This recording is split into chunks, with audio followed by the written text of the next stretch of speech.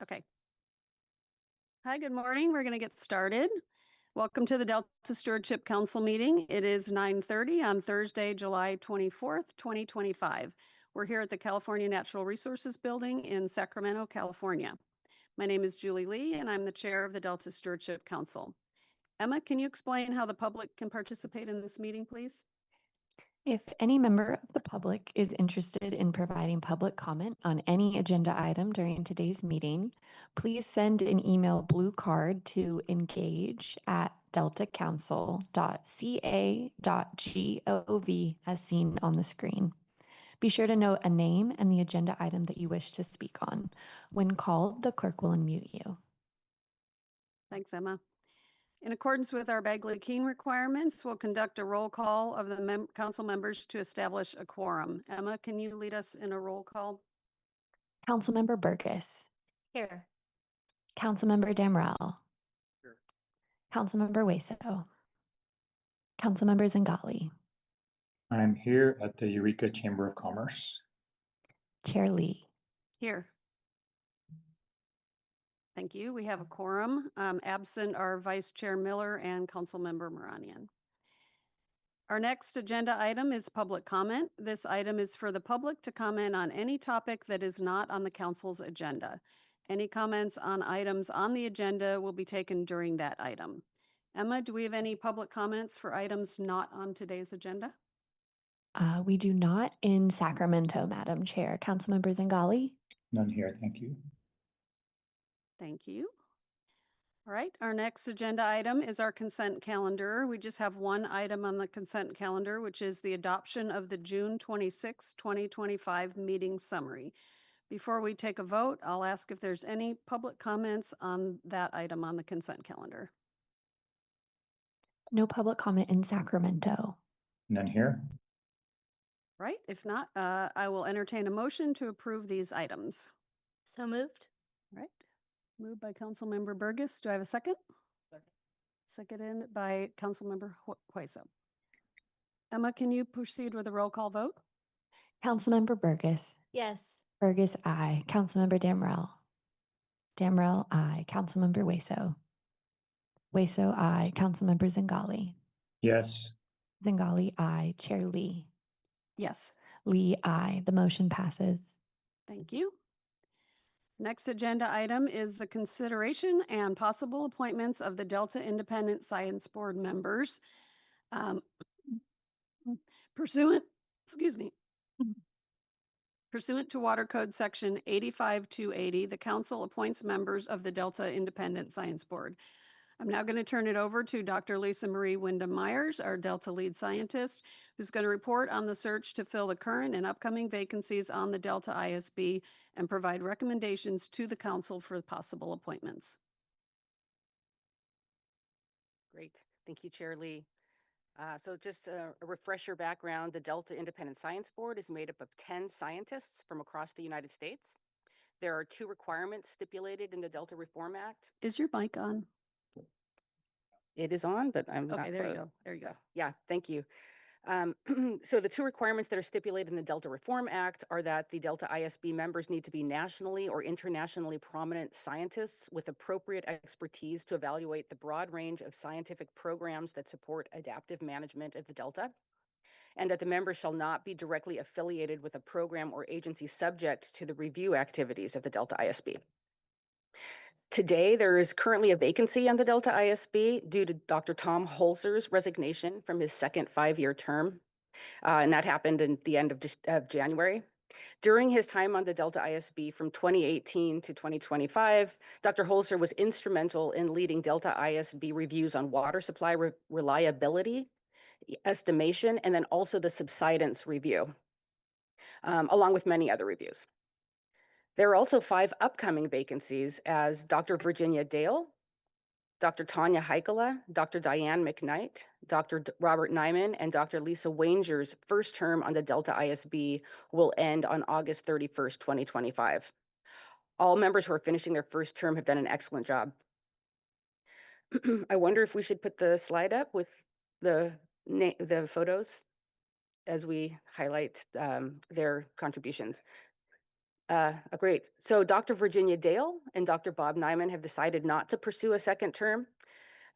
During their time on the Delta ISB, Dr. Dale led the Delta ISB review on monitoring and presented to the council in 2022, while Dr. Nyman led the Delta ISB review on food webs and has presented to council numerous times recently.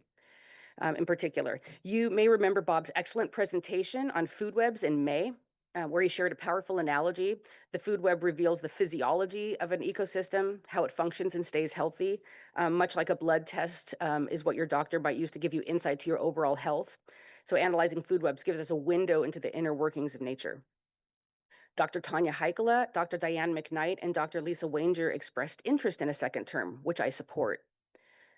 Dr. Lisa Wanger and Dr. Tanya Heikela led a review on decision-making under deep uncertainty, which we call DMDU, while Dr. McKnight led a review on the draft cyanobacterial harmful algal blooms, or CHABs, monitoring strategy for the Sacramento-San Joaquin Delta.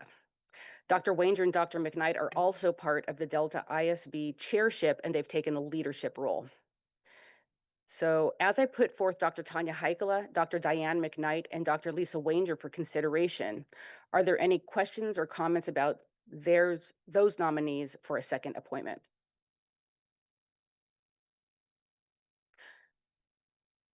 And from Daniel?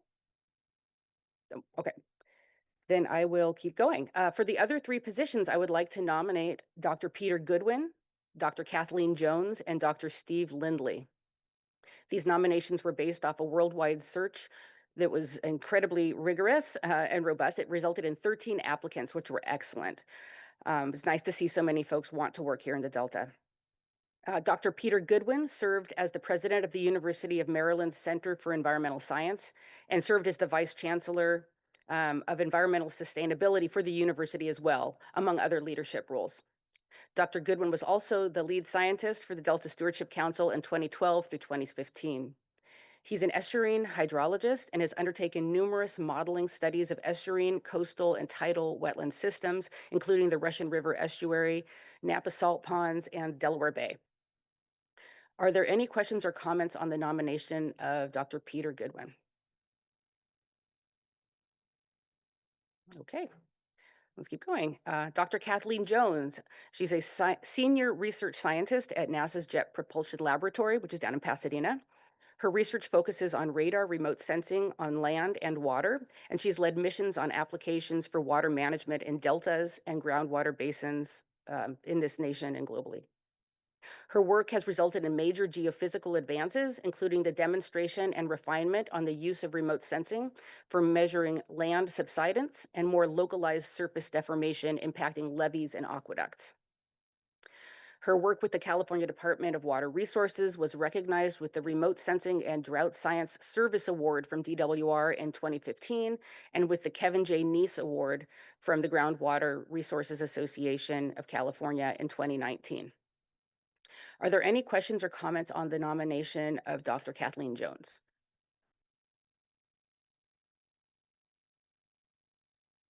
Okay, Dr. Stephen Lindley. From 2011 to 2025, Dr. Lindley served as the director of the National Marine Fisheries Services Southwest Fisheries Science Center's Fisheries Ecology Division and Santa Cruz Laboratory, which is a mouthful, but basically it's a NOAA's research division out in Santa Cruz. Dr. Lindley was a member of several biological review teams that synthesized available data to determine the status of salmon and sturgeon populations across the U.S. West Coast and led a team of diverse experts in the development of quantitative recovery criteria for Central Valley salmonids. This work resulted in a series of widely cited publications that laid the scientific foundation of salmon conservation under the U.S. Endangered Species Act in California's Central Valley. So are there any questions or comments on the nomination of Dr. Steve Lindley?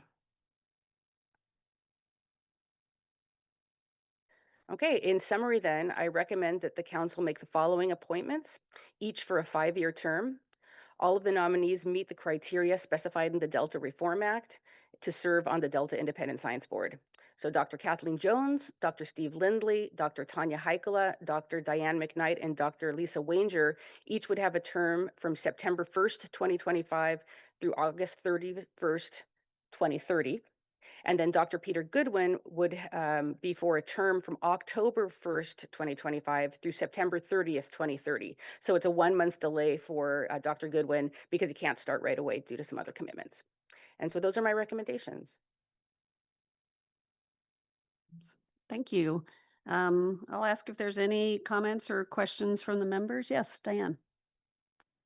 First of all, I'd like to thank those that have served and are leaving. I would like to thank those that are joining us or possibly joining us. I think right now, when we're in a time when science is so important for us all to be on the same page to talk about the issues and concerns and opportunities and potential, it's important to have such a diverse knowledge base coming in. One of the things that I was concerned about was the seismic type of expertise, and so I was really happy to hear that and I don't that Dr. Jones has some of that in there that she'll be able to provide. And with the federal level of science declining, this is really, really important. So I thank the state of California and all the folks that are involved in keeping this program going for doing so. Thank you. And I'll make the motion. Councilmember Zingali. Thank you. I'll second the motion and just wanted to congratulate you, Lisa Marie, and anyone else who was involved in the process for retaining some excellent members of the board, but also in Doctors Goodwin, Lindley, and Jones. I feel like you have met the requirement in that their prominence goes beyond California, but they also bring real understanding of California. Their reputations precede them here. So great job, and be honored to second the motion. Thank you. Before we take a vote, I'll ask if there's any public comments on this item. There are no public comments in Sacramento, Madam Chair. Thank you. Nor here. Thanks, Dan. I agree. I think that we have such a distinguished candidates to recommend for the appointments here. I also want to thank Dr. Virginia Dale and Dr. Bob Nyman and Tom Holzer as well for their service. I learned a lot from Bob, and we got a chance to kind of know each other through the different events and things that we were at. And I always enjoyed Dr. Virginia Dale and Tom Holzer's comments at the ISB meetings too. I think Tom brought a wealth of information about seismic to us that was really helpful in helping the council understand what our issues are in the Delta with the seismic stuff. So I think before we get down to the vote, I just want to double check with the members that we're okay voting for these as a slate instead of individually. If anyone wants to, go through and do it one by one, we can certainly do that if we need to have more conversation. Otherwise, we can just do it as a slate of the 6. I was making a motion for the slate, but if there is some concern on someone, then I'd be willing to Yeah. change my motion. If anyone has a concern, please raise it now. Otherwise, we'll vote as a slate. All right, hearing no concerns, I'm going to go ahead and read into the record what the terms are once more for the motion. So Councilmember Burgess has made a motion, which will be to vote on Dr. Peter Goodwin for a first-term appointment from October 1st, 2025 through September 30th, 2030.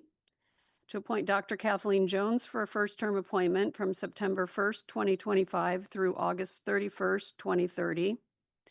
To appoint Dr. Steve Lindley for a first-term appointment from September 1st, 2025 through August 31st, 2030. To reappoint Dr. Tanya Heikela for a second-term appointment from September 1st, 2025 through August 31st, 2030.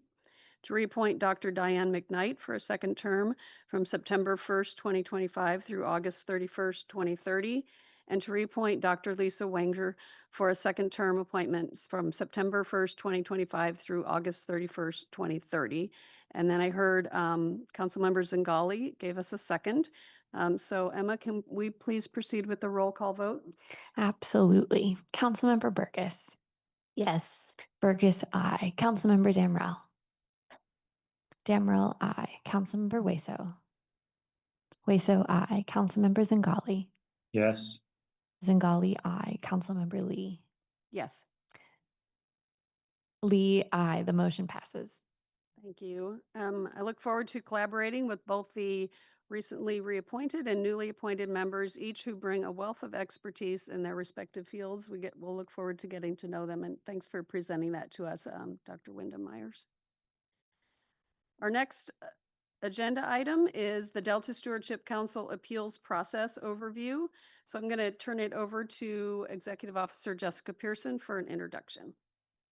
Thank you. And yes, I'm excited about our new Delta Independent Science Board members, and especially getting to work with Dr. Lindley and Dr. Goodwin again. And it sounds like Lisa Marie had mentioned that they would likely both be in attendance at the upcoming climate symposium that the Independent Science Board is holding, including our outgoing members. So that would be an opportunity to interact with both the outgoing and incoming members for those who are interested. So today we're here to present an overview of the council's appeals process and our authority over covered action appeals.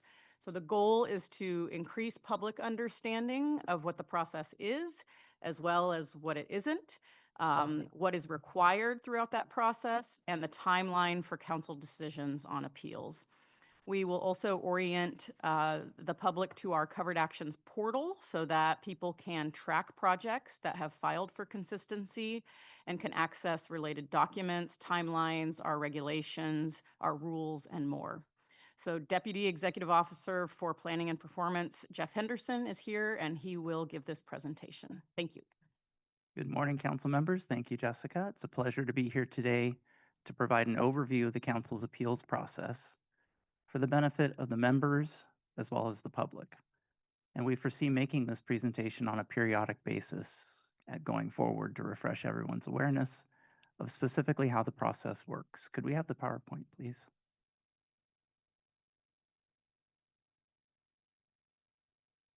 And go ahead and advance to the, oh, I have the clicker, haha.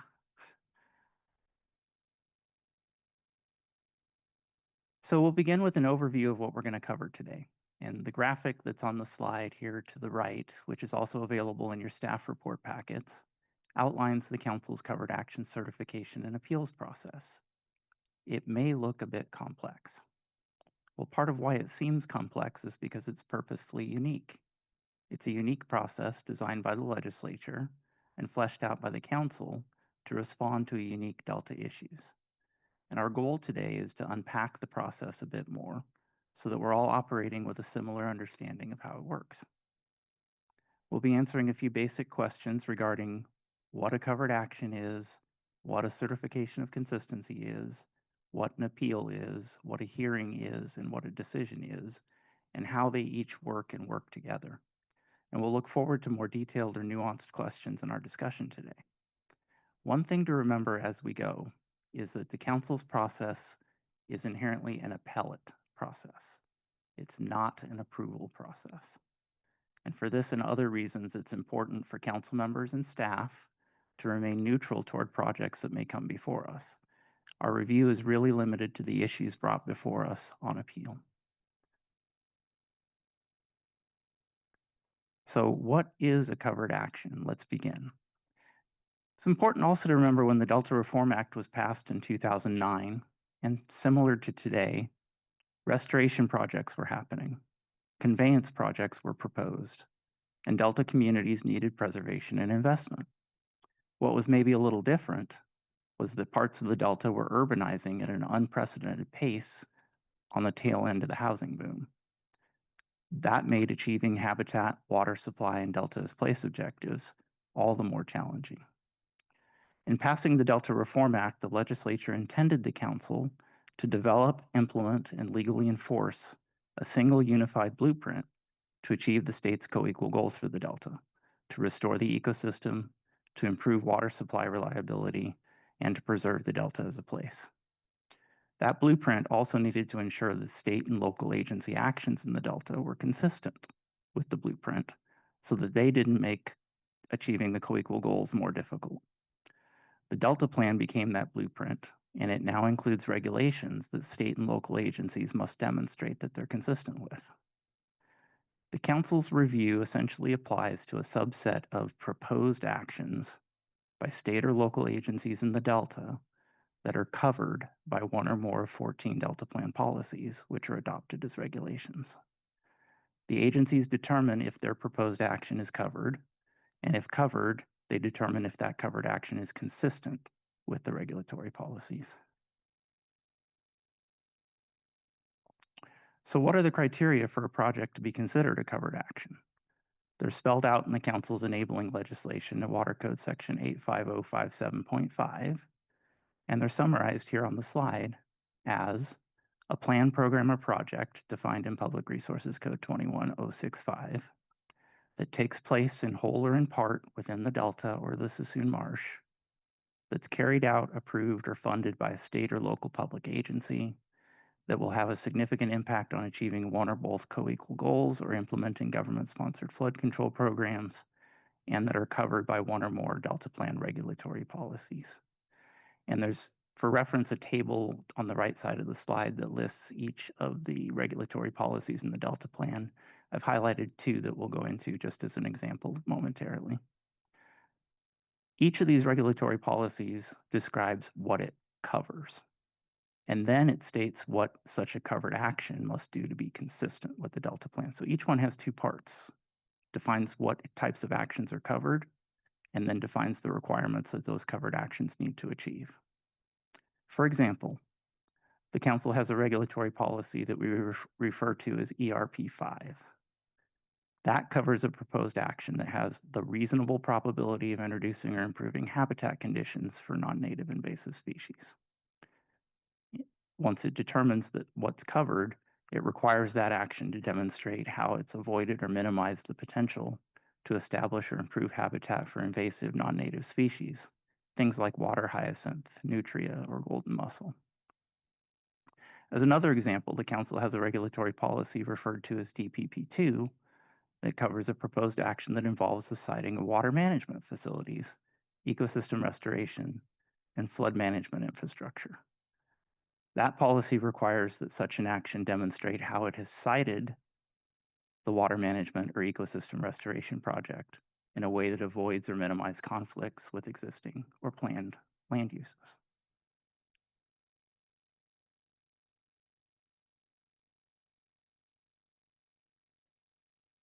Okay, so what then is a certification of consistency? Simply put, it's a written statement of facts and findings that's offered by the agency that describes how its project is consistent with the Delta Plan policies that it's covered by. In the certification of consistency, the agency makes detailed findings about, first, again, the applicability of each regulatory policy to the action. And for each applicable policy, it makes findings about the consistency of that action with the requirements of that policy. Most of the certifications of consistency we've received to date have been submitted by the Department of Water Resources, local reclamation districts, flood control agencies, and cities and counties. Most have been submitted for ecosystem restoration projects or levee projects. So that takes us then to what is an appeal and who can file one. After an agency submits a written certification of consistency using the council's online portal, which one can find at coveredactions.deltacouncil.ca.gov, that posting starts a 30-day review period. Within that period, any person may appeal the certification to the council on the grounds that the covered action is inconsistent with one or more of the regulatory policies. And importantly, that as a result of that inconsistency, the action would have a significant adverse impact on achievement of the co-equal goals, of one or both of the co-equal goals, or implementation of a flood control program. Cannot stress this part enough. So I'll say it again a little more simply. An appeal must connect an alleged inconsistency with the Delta Plan to an adverse impact on the co-equal goals or a flood control program. If no one appeals a project, the covered action can proceed. And the council's appeal requirements are spelled out in the California Code of Regulations, beginning at section 23 CCR 5020 et sec.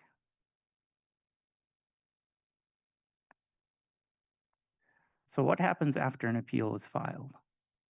Well, communication protocols go into effect immediately. Council members and staff are subject to what are known as ex parte communication restrictions. This means generally that we don't talk with others outside the council about the covered action or the appeals outside of a public hearing.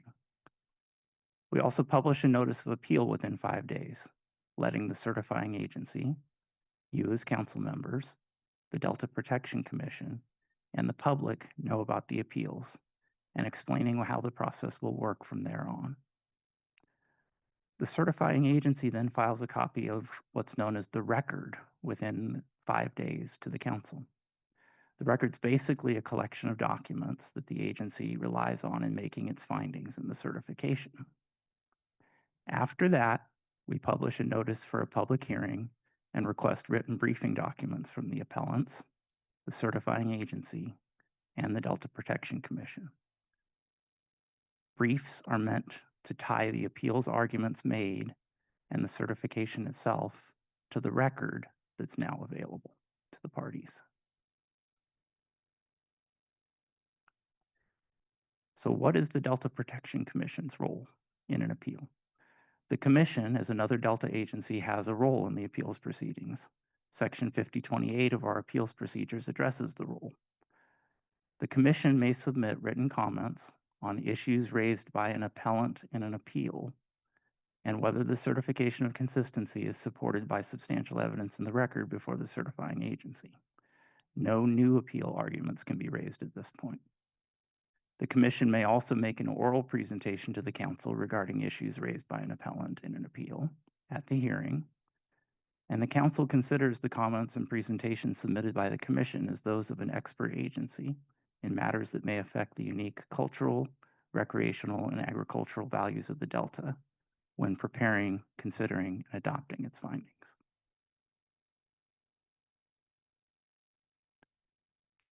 So what happens at a hearing?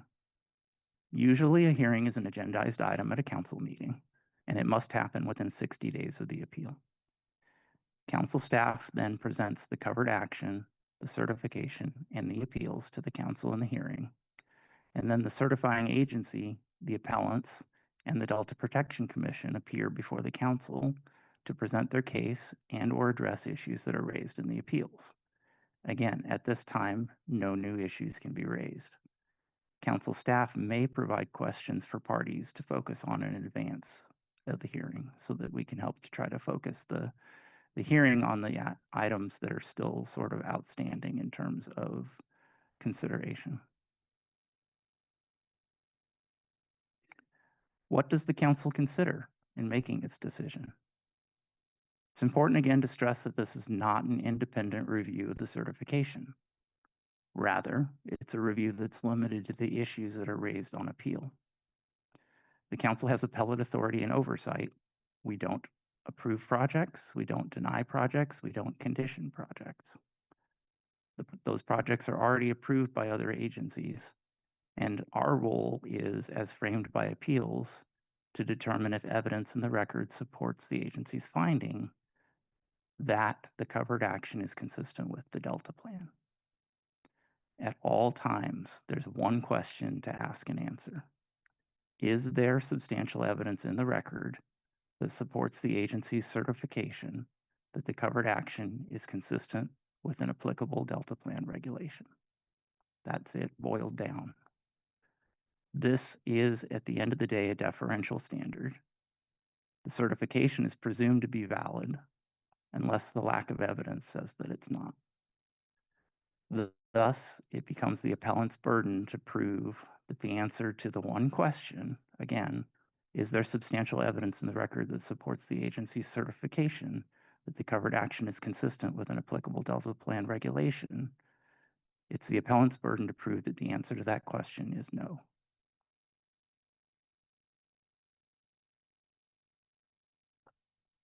So what is a council decision? The decision is essentially a written statement with specific findings for each policy, and within each policy for each issue raised on appeal, one of three outcomes that we'll go over on the next slide. A majority vote of the voting membership of the council is required to approve a decision. And once approved by the council, a decision is subject to judicial review if it's challenged. What are the outcomes of a council decision? There are essentially three options.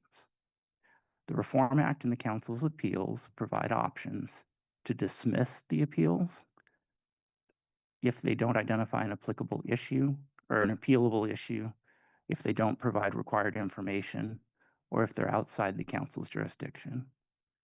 It also provides the option to deny appeals if evidence in the record supports the certification. And the third option is to remand the matter to the agency that filed the certification for reconsideration because the certification is not supported by evidence in the record. Some of our more complex appeals have involved all three types of findings. For example, on Lookout Slough, we dismissed some appeals, we denied some appeals, and we remanded some matters for reconsideration. What happens after the council's decision? If the council dismisses or denies all of the appeals, the covered action may proceed. If there's a remand, the covered action can't proceed until the council's findings are addressed in a revised certification and any further appeal issues are resolved. And the scope of certification and appeals in a revised certification would be limited to issues that are remanded by the council and/or changes to the covered action. So I stole a little bit of the by the numbers thunder here. So since 2013, we've had 58 certifications of consistency. 6 of those certifications have been appealed. 21 unique appeals have been filed across those 6 appealed certifications. And of the 6, 1 certification was remanded by the council. And as I stated earlier, most certifications, roughly 88% of them, have been for restoration or habitat improvement or levee-related projects to date. So hopefully we've untangled some of the steps in this seemingly complex process in a way that helps give us a similar understanding. And I've reposted the process diagram here and would be happy to engage with the council regarding any questions you may have about any part of the process. Thank you. Thanks, Jeff. Yes, Councilmember Zingali. Thanks, Jeff. That was a great refresher. Can you remind me how it's decided if an issue is a new issue and therefore inadmissible? What's the process for that and who decides? In a recertification context? Yeah. It's basically the appealable issues in a recertification context are limited to those issues that were remanded by the council. So we look at an appeal and there's a number of issues and some are denied and some are dismissed.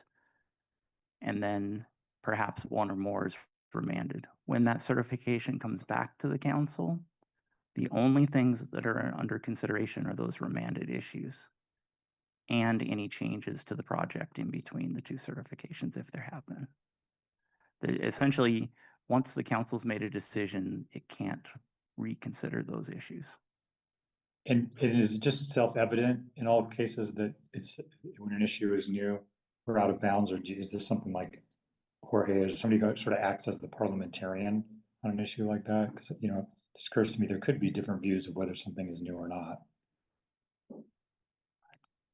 Yes, there could be the council could ultimately make a determination, because whichever way you slice it, if there's a debate over whether an issue is new or not, you know, the approval would, you know, the determination of that issue, even as a parliamentarian, if I give advice, would be determined by the council. But that being said, to just follow up on Jeff's point, when the council issues a decision and there's a remand, it's going to be very clear what they're remanding. So, for example, if the council were using some of the policies that Jeff referred to earlier as examples, if the council were to remand on WRP1, that would be any future, you know, if and then that agency recertified, the issues would be limited to what the council remanded with respect to WRP1. So there's going to be some level of clarity because the council is going to be very clear on what they're remanding if there were to be a remand. The initial decision would make clear the issues that are still outstanding. And So you guys don't anticipate any gray areas there where we would need to make a. Not so long as we do a good job in the decision of making it clear. So, so that is, that's why it's going to be very important that if there were to be a remand, that it's Yeah. expressed very clearly as to the issues, you know, that are being remanded, so that there is no confusion. Thank you, guys. Anyone else? Yes, Councilmember Burgess. This is really good. I appreciate this presentation. I think it would be great to have a recording of this presentation on our website for folks to understand the whole process and, you know, the limitations of what it is and all of that. On the list of certification, on the certification of consistency, they have to address all of those things on page 4 of 16, the Delta Plan policies, correct? all of the policies that apply. That Again, apply. each policy has two parts. One defines what it covers. The other defines what's required if it's covered. And then those that appeal, they can use any of that list, basically, or do they have to, can they appeal only on what the applicant, is the applicant the right word? Fair. Okay, I'm trying to use the right language for folks. If the applicant addresses the Delta Plan policies but doesn't address one of them, can an appellant appeal on?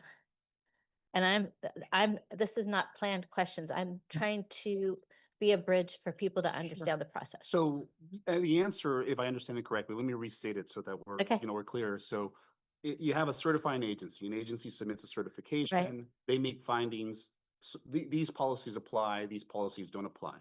An appellant can come in and challenge all of that. Okay. So an appellant can come in and say, we disagree. We think this policy does apply.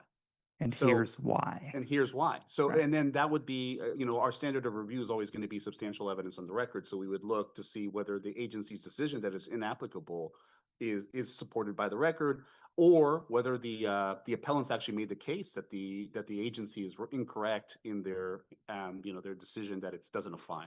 But to be clear, I mean, that's why it's really important. If people look through those policies, they kind of outline what it covers. So again, using WRP1, that covers an action that transfers, exports, or uses water in the Delta. So that's going to be kind of a limited universe of activities that's covered by that specific policy. But each policy has a similar articulation of what it covers. And absolutely an appellant can contest that. And so this commission is made up of 7 people, 4 people that are appointed by the governor, 1 that's appointed by the Senate, and 1 that's appointed by the Assembly. And then the chair of the Delta Protection Commission, which is how I'm serving on this commission. And you talked about the Delta Protection Commission and how they can take a position. So I'm gonna let Jorge and or Jeff kind of talk about the unique role that I play on top of being on the Board of Supervisors and a lot of other things in Contra Costa County. So just because I think this is such a great moment for people to understand what we do and who we are and why certain things happen, because I think going forward, people are going to have expectations of me to answer certain questions because of the different roles I play. And I have continually made it clear that I am neutral and that I have this role, but I would love for that to be kind of addressed. Sure. So when the Delta Protection Commission has the role that Jeff fleshed out, they can come in and they can comment. Their comments are going to be limited to the issues that were raised by the appellants, unless the commission can also be an appellant itself. If they chose to, they could file an appeal. And typically, or always, I am, as the chair of the Delta Protection Commission, when those discussions occur, I step out. Yeah. So I just want to make sure that people understand that I am not a part of the decision-making of how the commission takes a position. So traditionally, our DPC chair, you know, will recuse themselves from any consideration of anything that could going to potentially come to us on an appeal, so they can maintain that neutrality. So yes, like, you know, even though you have this role as chair, you know, in maintaining that neutrality, that it wouldn't prevent you from participating in this. and also sitting on the Board of Supervisors, I also take that, that recusal as well. And all of us are asked specific questions about our interaction with Delta agencies, our own personal interests. That's correct. So like, just like any other, as attorneys for the council, we are always very careful to make sure that we do appropriate conflicts checks to make sure that nobody is in a position to be improperly considering a matter. It can be a contract or more critically here, a decision like on an appeal. Okay. I think that covers my questions. Thank you so much. And I do hope that we will have this on our website. I will want to share this. And I will say, when I first joined the Delta Stewardship Council and they showed this little chart, it made me really happy. Because it is really a helpful little chart. So I appreciate the effort to help people understand what we do and why we do it and how we do it. And I would like to relay those thanks to our Office of Public Participation, who was very instrumental in putting that together. Yeah. I guess I'd like to sort of bring up that all of the Delta Plan policies and the description of them and then how they're being complied with are something that a submitting agency would have the opportunity to discuss ahead of time to fully understand what all that is, so that when they do submit something, they've been well informed by the staff at the council. So Jeff, do you want to kind of address It's for that? that reason that we encourage agencies to take advantage of our early consultation process. Right. Where we are able to consult with the agencies about the applicability, again, both parts, the applicability of the policies that determine whether the action is covered, and then once covered, how the action complies with the policy. More so, what are the requirements of the policy? And then we help guide the agency in making its findings. We don't make the findings, the agency makes the findings. Got it. Thanks for clarifying that, and explaining it. Does any other members have any questions for Jeff about this? Nope. Great presentation. I agree. Thank you. I know this was something that Council Member Miller and I were both really keen on having an explainer available. Unfortunately, she couldn't be here today, but I know that we're going to make sure it's widely available for everyone, including our council members who couldn't be here today to hear it, because I think it's just helpful reminders for us, and it helps answer a lot of questions that we get when we're out talking to different members of the public or our elected officials about what we do here at the council and how our appeals process actually works. So super helpful. We are running a little bit ahead of time, and I know you've got the next presentation too, Jeff. So do you feel like we should take maybe a 10-minute break? Public Oh, comment, sorry. Madam Chair. Gosh, so close, right? Are there any public comments on this item? None here. None in Eureka and none in Sacramento. Okay, perfect. So how do we feel about taking a little 10-minute break? Does that work for you, Jeff? Okay. All right, we will come back at, why don't we say 10:25? Okay. All right, it's just about 10:25, so we can, I think, go ahead and get started with our next agenda item, which is Agenda Item 7, the Sacramento Area Council of Governments Draft 2025 Metropolitan Transportation Plan Sustainable Communities Strategy. This is going to be presented by Jeff Henderson, our Deputy Executive Officer for Planning and Performance, and Casey Lazan, the Deputy Executive Director for Planning and Programs. Jeff? Great.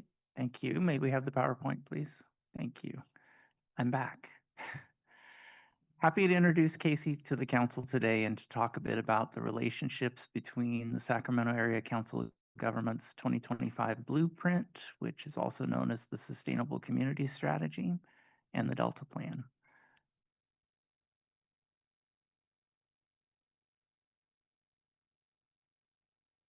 So today we'll have what I'm going to kind of call a sandwich presentation. I'll frame up the council's authority on regional plans and land use and describe what the Sacramento Area Council of Governments 2025 Blueprint is and its relationship to the Delta Plan. Then Casey will present the focus and content of the 2025 blueprint. And as this is an action item for the council today, I'll then return to review staff recommended findings that we're required to make regarding the consistency of the 2025 blueprint with the Delta plan, and request the council's approval to submit those findings to SACOG in accordance with water code requirements.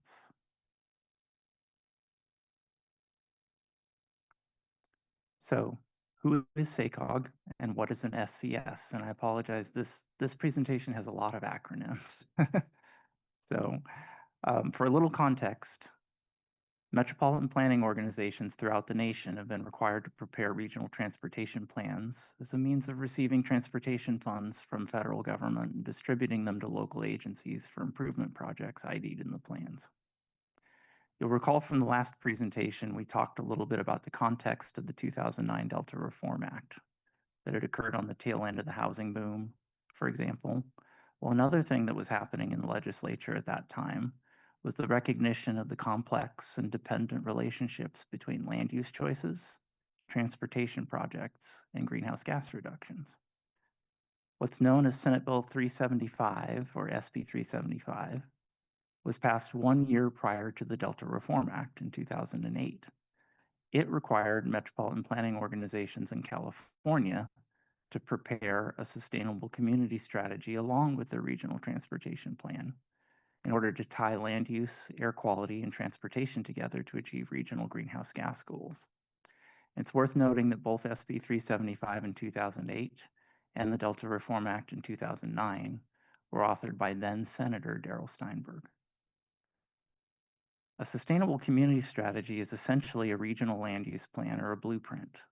It sets up demand for the transportation improvements in the regional transportation plan, which in turn tie to an amount of greenhouse gas emissions expected to occur in a region. The objective here is to make sure our transportation investments support a sustainable land use pattern and contribute toward transportation-related greenhouse gas emissions reduction goals. SB 375 also created certain incentives for city-centered, transit-oriented development that's consistent with the SCS. Mainly, these are CEQA streamlining benefits that advance the idea. At the time, this was sort of the cutting the green tape type of initiative. So this was on the mind of the legislature a year later when formulating the Delta Reform Act, which includes some similar concepts related to that type of sustainable development, which we'll get into on some later slides. For the council's context, there are 3 metropolitan planning organizations that have jurisdiction within the Delta. One is the Sacramento Area Council of Governments, which we're discussing today. The 2 others are the San Joaquin Council of Governments that covers San Joaquin County, and the Metropolitan Transportation Commission and Association of Bay Area Governments, which covers the portions of Solano and Contra Costa County that are in the Delta. SCSs are updated essentially every 4 years, and this year we'll see the other MPOs later on this year and early next year because they're now all on the same cycle and being recognized as a mega region, a concept that Casey will describe further in her presentation. So the council's regional planning authority is outlined in the Delta Reform Act. It consists essentially of 3 parts that we'll cover on the next 3 slides. First, the consistency of regional planning documents with the Delta plan. The council's obligated to provide timely advice and input to each metropolitan planning organization on the Delta components of its sustainable community strategy. And the council's input is meant to include, but not be limited to, the consistency of the Delta, the consistency of the SCS with Delta ecosystem restoration needs, and the sufficiency of lands set aside for natural resource protection to meet ecosystem needs. The second component requires the MPOs to consult with the council and submit a draft sustainable community strategy for review and comment prior to adoption. We've had coordination meetings with SACOG staff in both March and April of this year to bring us to this point today where we're offering proposed findings regarding the consistency of the SCS with the Delta plan. So why does this matter? At the end of the day, Water Code Section 85057.5 exempts proposed actions that are in the secondary zone of the delta, so not the central primary zone of the delta, but the peripheral secondary zone. Projects in the secondary zone of the delta that an MPO, Metropolitan Planning Organization, determines are consistent with its SCS. Those types of actions, by definition, are not covered actions regulated by the council. Mostly, these are going to be land use and transportation projects that are also consistent with not only the sustainable community strategy, but the local general or transportation plan. So that's the structure that we're working in. And I'd now like to hand it off to Casey to provide some additional details for the council on the 2025 blueprint and its relationship to the Delta.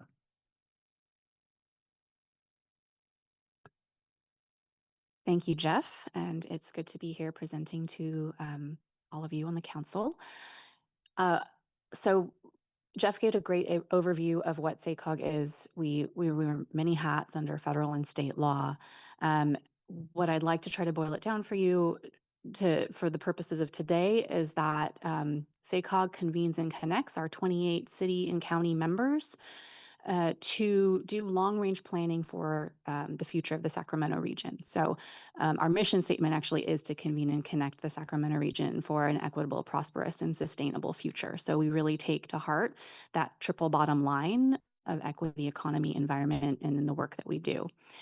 And the plan that I'm about to talk about, I think it's important to know that it is built up from, it is grounded in the local general plans of all of the cities and counties in our region. So what we really do is coordinate how are those local visions and plans going to get implemented over the course of our planning period. We have to do this plan for 20 plus years. For this one, the 2025 blueprint, it's going out to the year 2050. And so we try to work with them to figure out how the transportation investments are going to be coordinated with the forecasted land use pattern to really meet greenhouse gas goals, air quality goals, and all of the other requirements that are set on us by state and federal law. Where we're at in our plan update, as Jeff said, this is the year that it's going to be adopted. We are presently in the midst of our comment period on the draft plan. And when that closes in August, we will be reviewing all of those comments, making changes to the plan, and bringing them forward to our board for adoption in November. This comes on the heels. If I showed you the entire calendar, it would probably stretch across the two slides here. We've been doing this for, yes, both screens. We've been doing this for, the update of our plan takes quite a long time because, as you can imagine, we have a lot of parties to coordinate with. We also, knowing that this plan was going to really be a challenge to try to meet our greenhouse gas target, we actually had legislation that went through and was passed to extend the timeline of our plan so that we could do more community engagement and do more work with our member and partner agencies. So I'm pleased to share with you the plan that has come forth out of all of that. As I said, the triple bottom line is very important to our work. At the very outset of this plan update, our board adopted a framework for the plan, meaning that all of the work, how that plan is created, is trying to really stay within the equal goals of equity, economy, and environment for the plan. When we went out to do our public outreach, we did a number of different kinds of engagement. So one, we had pop-up workshops in all of our cities and counties across the region. We had a scientific phone poll that we did for all 6 counties so that we had representative input from across the 6 counties on what is important to people. We had a workshop for all of our elected officials and the local government staffs to talk through different kind of scenarios about the future. We also had, as part of our pop-ups, we had a survey that people could fill out, and we partnered with community-based organizations so that they could do some outreach to groups that are not normally engaged in a long-range regional transportation planning process. And then throughout all of that, we had extensive engagement with our member agencies at the staff level and their leadership level, because we are trying to create this land use and transportation plan that really aligns with and also helps to implement their local visions. And so what I want to share that what we got out of all of that is these are the themes that came out of all of that public engagement. When you look through them, they probably aren't going to look very strange. They make a lot of sense. I think one thing that's really important to emphasize is that we have a very diverse region. As you know, I'm sure you also have that in mind when you're talking about just the entire Delta. Ensuring access and opportunity for all residents was a very important theme of being able to get around. And then I want to also highlight, for I think the purposes of this council and your interest today, both protecting and conserving open space and natural resources continues to be an important theme for them, as well as actually new from the last plan, preparing for natural disasters to protect people and property really came out. And I think part of that in our region is that we have a lot of foothill and mountainous areas, as well as, of course, being in the valley, we have a lot of flood risk. So that was important. The other thing that we do in our plan update, in addition to a lot of extensive public outreach and engagement, is we have to do a bunch of research. We have to look at what is growth likely to be. And so I want to just touch on some of the foundational elements of our plan. We do a population, employment, and housing forecast. We update that every year. We share that with a panel of economists who study California's population and economy. And what we see is that the Sacramento region is continuing to grow. That's the green line that you see at the top of the screen. We are growing faster than the state of California and faster than the nation. Our growth rate is slowing. So while we grow, we are not growing quite as rapidly as we had in the past. What that translates into is that by 2050, we will have 580,000 more people in the 6-county region. We'll need 280,000 more homes, and we will have 263,000 more jobs. Now, this is a projection. It doesn't mean that it is a guarantee. That's part of why we create this plan with the policies and the strategies within it to be able to support and help make that future happen. Once we do all of that work, we have to translate it into, for the purposes of the plan, both a land use pattern as well as a transportation plan. Both of those have to be realistic. They have to be within like fiscal constraint. And so the growth footprint that you see on the map for the 6-county area shows in the dark blue color. That's the existing developed footprint in the region. And then those light blue areas are where the growth is expected to expand. Most of our growth, in fact, 2/3 of it, is happening within existing built environments. So it's building out existing, planned communities, or it's a lot of infill. I'm going to zoom in here so that you can see really what that looks like for the primary and secondary zones of the Delta. And so that growth footprint is happening. Here we go. Within the city limits of West Sacramento, which is all consistent with their general plan that has been on the books for decades. So really within, I want to be able, get to the punchline for you. Within the Delta primary and secondary zones, the growth within the blueprint is not changing from what it was in the prior plan. And then I want to touch on transportation, because obviously the reason we put together this land use plan is so that we can understand where do people need to be and get to, and what ways they can get there most efficiently. And so the transportation plan covers roads, highways, bridges, transit, bicycle and pedestrian infrastructure, right? It has to be fiscally constrained based on what revenues are likely to come into the region from local, state, and regional and federal sources. And some of the themes that came when we were trying to work on the transportation plan, we are trying to make sure that this region is resilient to natural disasters. A lot of emphasis on prioritizing maintenance and repair of existing infrastructure. That's obviously going to be very important when 2/3 of the growth is happening within existing communities. Safety was also a very big concern, and so we're trying to prioritize safety projects, and then also looking to technology solutions to make the most of the existing capacity we have. That is in part because we're not really getting a lot more money into the future. And so we're trying to be more efficient with the funding that we have, and also kind of build quicker and lower cost projects to address things. So that's the theme that's coming out of this plan. Lastly, I want to touch on what happens with the plan, a little bit on implementation. So I'm highlighting just a few things that I think are very exciting. They tend to have just a lot of, I'd say even exuberant support when you talk with folks within our region. One of those is our Ready, Set, Trails plan. It's a vision for a trail network that connects every single community within the Sacramento region. It's over 1,000 miles of trails.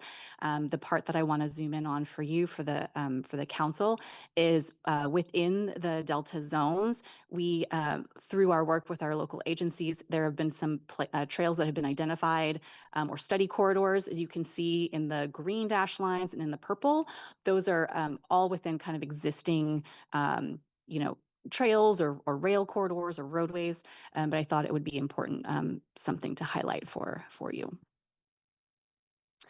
And then Jeff did mention the Northern California mega region. Probably this has been around for a little while, but it was reinvigorated maybe 6 or 7 years ago between our sister agency, Metropolitan Transportation Commission, and sister agency, San Joaquin Council of Governments. We have a working group of 2 members from each of those metropolitan planning organizations, where we try to coordinate our investments across this mega region, because our economies and our people really are connected across all of them. And so that effort has produced a couple of things so far, big ones. One, a mega region dozen list of transportation projects that are important to the whole mega region. That's what's showing on the screen here. So each region identified and then put together projects that the whole mega region wants to support. And I'm very pleased to say that we have been getting those projects funding and built, and they are poised to really be better connecting the economies across our region and the people there.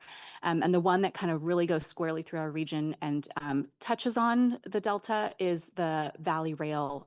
That orange line you see on the screen, that's the Valley Rail passenger rail service that is planned to come into the Sacramento region very soon. And with that, I think I turn it back over to Jeff. Thanks, Casey. A few slides here to wrap us up. So again, now we begin with the, let me see, okay. Consistency with the Delta Plan is determined for these sustainable community strategies using the policies that tie to the scope of the council's advice. Again, remembering that those were largely related to urban development and habitat restoration.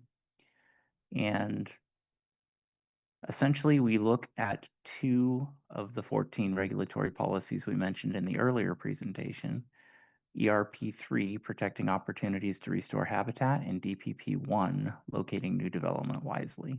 We also consider, that the consistency is determined by the consistency with those policies, but the consistency is also supported by ways in which the Regional Transportation Plan Sustainable Community Strategy supports Delta Plan recommendations for things like roads and highways and recreational opportunities. So we'll begin with ERP3. This is the council's requirement to protect opportunities to restore habitat. It identifies 6 priority habitat restoration areas, or PHRAs, within the Delta.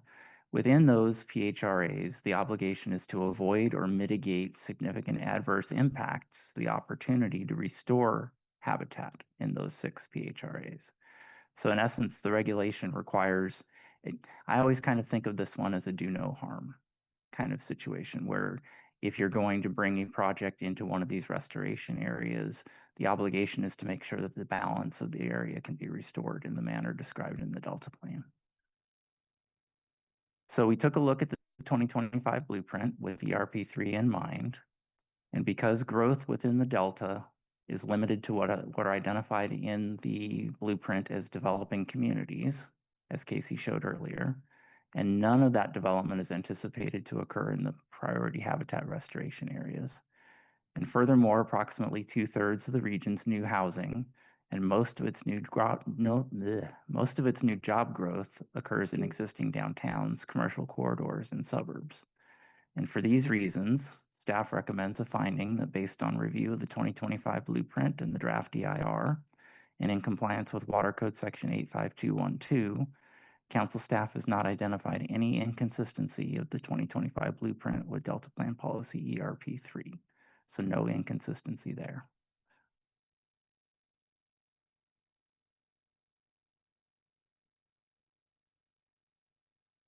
So the next slide is DPP1, locating new urban development wisely.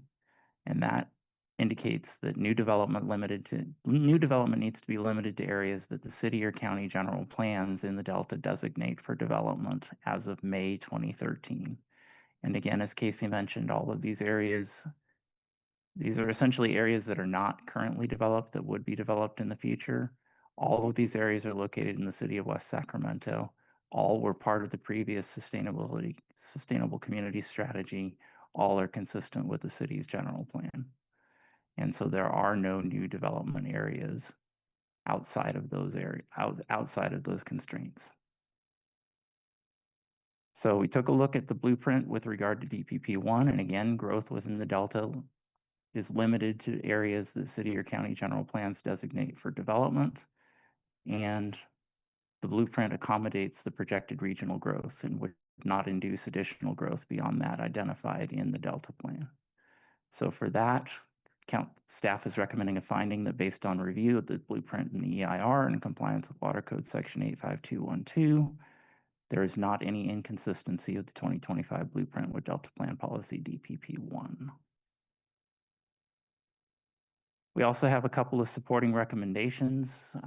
Delta Plan Recommendation R5 is that all roads and highways in the Delta need to be planned to meet the development needs that are established in local plans. And recommendation 11 is that existing recreational opportunities need to be protected and improved along with new and better coordinated opportunities.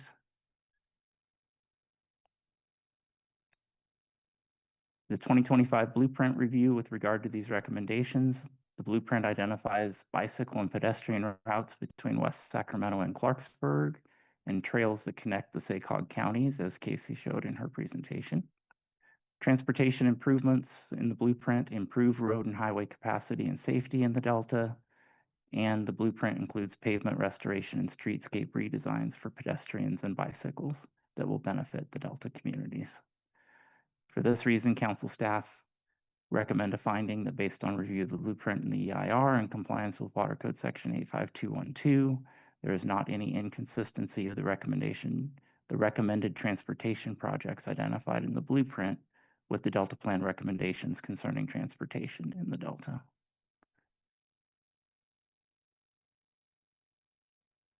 That leads us to our staff recommendation, which is that the council find that the 2025 blueprint is not inconsistent with the Delta Plan and would recommend that the council approve the resolution in your packet to submit the 2025 blueprint and draft EIR comment letter that's attached to your staff report to SACOG in compliance with the water code requirements. That concludes our presentation. Thanks, Jeff. Thanks, Casey. Appreciate you being here. Are there any questions from members? Yes, Diane. So I sit on San Joaquin Joint Powers Authority, so I work on rail. I just stepped down as chair of Tri-Delta Transit, so I'm very familiar with the bus challenges. I sit on CCTA, College Cluster Transportation Authority, numerous things. And one of the challenges that I see is the map on here. And I look at all the housing that's being built, and I know, and one of the things that I have been saying for years is housing and transportation is connected, and there needs to be an adjustment to that formula because people are now having to commute because it's affordable in one place and they're going to another. And so we really need, and I know this isn't within the scope, but I have the opportunity to say these things, so I'm going to say it. We need to have more jobs and incentives so that when we're building housing, they're not accessing the transportation system and putting such a load on it, and that we're actually using it both directions so that it's not a counter commute situation all the time. Second of all, in my neck of the woods where I work, and just to be frank, I drive from here to Brentwood constantly. And I don't take 580. I take Highway 4 or 239, and that's not in here. And that is a burdened area. And so because we're on the edge of all of the different metropolitans, we're not really acknowledged. And so there is a huge burden on the 239, on the Highway 4, on 160. And the roads on the Delta are very fragile. They're on levees, and people that are working either in the Bay Area and going up to Sacramento, or working in or living in Sacramento and commuting to the Bay Area, they're using those levee roads. And so I just have a lot of concerns, but I appreciate the work. I just needed to go on the record and say, we need more jobs where we live. And there needs to be other roads, highways that to be considered in this mega region going forward. Thank you. Yes, Ben. I just want to clarify on the rail line that you mentioned that you said is planned. And you showed a map. I just want to I want it to be clear. Where does that rail line that's planned begin and end? What's the segment? You're talking about North Valley Rail? Yes. So that one is running from, oh my goodness, I can't see. From within San Joaquin County, it's in Stockton. It's going up to North Natomas, and it's going to be with an existing rail corridors for most of that. Would that also, having seen the rail line between Stockton and Sacramento, there's an interruption where you have to take a bus from Stockton to Sacramento because there's no rail line for passenger rail Amtrak. Is that going to correct that? Yes, that's part of this. That's trying to solve that problem. Oh, so that will actually connect Stockton, so you'll have an uninterrupted ride from Bakersfield to Sacramento. Right. Or, well, this particular one is going from Stockton up into Sacramento. So it's covering that Yeah, piece of it. well, that's what I mean, because between Bakersfield and Stockton. Yeah, so you don't have to get on the uninterrupted, bus. So you don't have to get off. Okay, Yeah. so that's going to be a huge improvement. And that, I know it's outside of the map area, but is there a portion of it that's in the service area of SACOG? The orange route is, yes, within, Okay. right? It actually crosses between San Joaquin Council of Governments and the Sacramento Area Council of Governments, and it might even, and then there's connections that actually flow into the Bay Area through the south. You can see that along the south end. And as far as you know, is there anything challenging about that segment that is any reason why it was never developed that is going to be addressed in this next project? I think, well, funding has been the biggest challenge for that. But that's what they've been working on, and we've been working with them on that as well. But they're planning to have passenger rail service going within the next 5 years. And so that was looked at in this plan, whether that is consistent with the plan. And then later, should there be a project, it'll come potentially before the Delta Stewardship if there is a consistency determination that needs to be made. Again, kind of going back to the previous presentation, it depends on whether there are individual Delta plan policies that are implicated. Yeah, Right. but either way, that project will go through the environmental process. It goes through the environmental process, and then That there's still an remains evaluation at that Yes. point as to in whether the it's a future covered package. because it's being planned for just kind of from 10,000 feet in the air, but there isn't really a project yet in the works. There is a project in the works. Okay. Yeah, that's what that is an active project Okay. that is acquiring funding to get to passenger rail service. And that's going through Yes. process. And it has to go through the same okay. environmental reviews that any project has to, yes. Okay. And And are there any other major transportation projects along the map that are currently being reviewed as far as roads, highways? Within the mega region map? Yes. Yes, so all of those projects are actively seeking funding, or they've secured it and they are under construction. Okay, and Yeah. they're currently identified. And they are all within the Sustainable Community Strategy, which has been reviewed. Okay, well, thank you. Thank you Yes. for your presentation. Thank you. Any other members have any comments? If not, I'll ask if there's any public comment.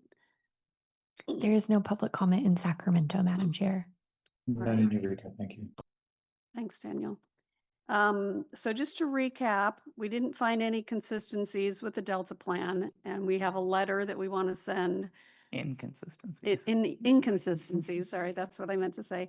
But we did have some suggested edits. That's an attachment to our letter, correct? Yes, the That- suggested edits between the draft EIR and the final EIR mostly related to just expression of the council's authority and the Delta plan. Thank you. So mostly technical. Okay. So I'll now entertain a motion to approve the draft comment letter on the 2025 blueprint and draft EIR and send it to SACOG as stated in resolution 2025-09, which is in your packet, as well as a copy of the letter and the attachment. So moved. All right, moved by member Hueso Second that. and seconded by member Burgess. Emma, can we have a roll call vote?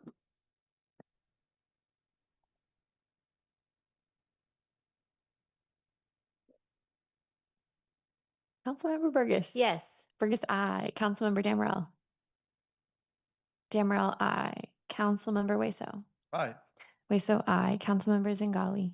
Yes, Zingali, aye. Chair Lee. Yes. Lee, aye. The motion passes. All right, thank you. Thank you again both for being here and explaining all that to us. That was great. Thank And you. we have 2 more of these coming up, Jeff, correct? We do. We will be seeing San Joaquin COG next. I believe that's later this fall. And then we'll be seeing Metropolitan Transportation Commission and ABAG in the spring, Got it. but within the calendar year, all 3. Thank you. All right, our next agenda item is the chair's report. Summer, so I'll keep it short. We've been having some vacations. We were in Texas and left the day that it started pouring down rain, and they had the horrible floods there. So we're thinking of all the recovery that they have to do there, and it makes me think of all the planning that goes into all of our natural disaster information for the Delta and for the state of California. I'm just really thankful for those planners and all the work that goes into everything that they do to keep us safe. Does any other members have anything that they want to add? Anything going on? Did you already do Delta Protection Commission? Sure. Delta Protection Commission met last week. We are still in the process of recruiting an executive director, so there's been that work. We had a presentation related to ag land conversion, and it was a robust conversation, and we've extended the amount of time that folks are going to be able to comment and provide information. And that is my report. Thank you. Right. Emma, do we have any public comment on this item? None in Sacramento, Madam Chair. none Thank here. you. And now we have the executive officer's report, so I'll turn it over to Jessica Pearson. Thank you. I want to kick off my report by acknowledging that July is Disability Pride Month. And so this is a time to honor and uplift the identities, resilience, and contributions of disabled people across our country, our state, and within our agency. To that end, at the council, we relaunched our Disability Advisory Committee, or our DAC, earlier this year. And that committee is going to advise executive leadership, and it's intended to create a more inclusive workplace for state employees with disabilities. We do not have any new covered actions that have been filed since our last meeting. And for anyone who's interested in notifications of these filings, please sign up on our listserv. To find information on previous covered actions, visit our website under Delta Plan and then Covered Actions. And then, of course, in our monthly packet this month and every month, we produce a full list of Delta activities that we're tracking.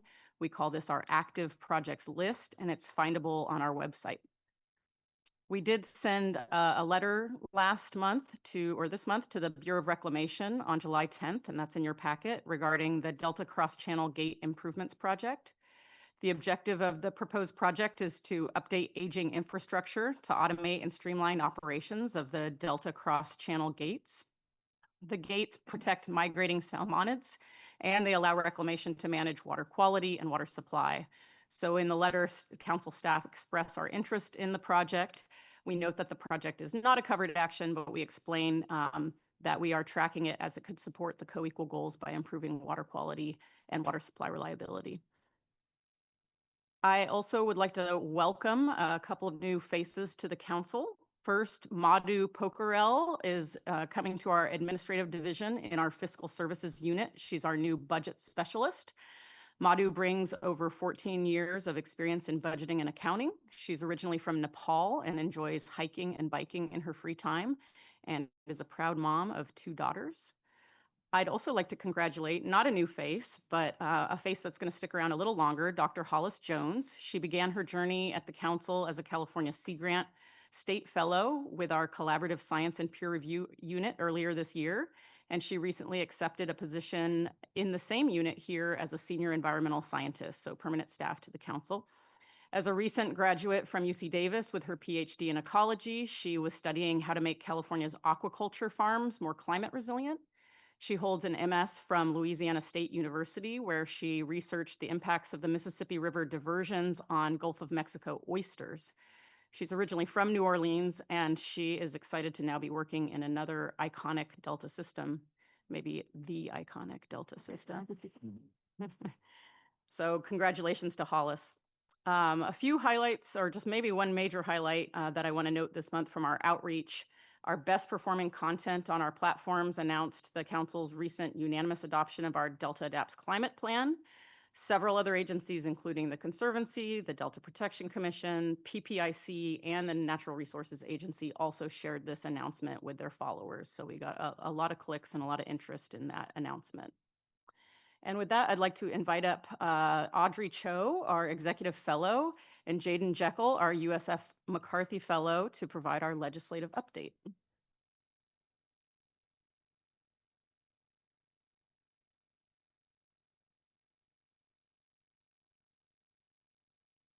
Good morning, council members. It's a pleasure to be with you all as always. Let's dive right in if we can get the slides up for our legislative update. Great. So starting with an update on Senate Bill 650. Oh, there we go. Starting with an update on Senate Bill 650, the bill continues to progress through the legislative process. On July 1st, it advanced out of the Assembly Judiciary Committee. On July 16th, it advanced out of the Assembly Appropriations Committee. The legislature is currently on summer recess through August 18th, and so looking forward to giving you another update next month. There is also some news regarding Assembly leadership. On July 8th, the Assembly Republican Caucus announced its unanimous election of Assemblymember Heath Flora as its next minority leader. Flora represents Amador, Calaveras, Sacramento, San Joaquin, and Stanislaus counties, and he'll replace Assemblymember James Gallagher, who will term out early next year. Assemblymember Flora is part of the Delta Caucus, as you may know, so beginning in September, the Assembly will have minority and majority leadership representation from the Delta Caucus, as he will serve alongside Majority Leader Cecilia Aguilar-Curry. In state budget news, quite a bit has happened over the past month. At the end of June, the governor signed the 2025 Budget Act, which works to address an estimated budget deficit of $11.8 billion in general fund. It does so through reductions in key programs, borrowing, and fund shifts, and many of these changes center Medi-Cal eligibility. The Budget Act does not include the trailer bill to streamline administrative procedures for the Delta Conveyance project that I presented on back in May. It does, however, include trailer bills relating to the California Environmental Quality Act, or CEQA, in particular AB 130 and SB 131. AB 130 creates statutory exemptions for qualifying infill housing projects and streamlines certain CEQA review processes, and SB 131 creates exemptions for certain public interest projects, for example, a public park or a trail project. It also includes various exceptions to these exemptions, which primarily cover natural and protected areas, for example, an area located within a 300-foot radius of a wetland. You may also remember that in November of 2024, the California voters passed Proposition 4, a $10 billion climate bond. Our April Delta Plan Interagency Implementation Committee meeting discussed these bond funds. So far, $181 million have been appropriated from Prop 4 for various conservancies and to CAL FIRE. The rest of the summer will be crucial for the legislature and the governor to come to a climate bond package with further details on how these funds will be allocated. And lastly, just wanted to draw your attention to the fact that the current Budget Act doesn't currently take into account the federal tax and spending bill that was signed into law by the president on July 4th. It will take some time for state agencies to estimate the bill's impact on California and also receive regulatory guidance on bill implementation from federal agencies.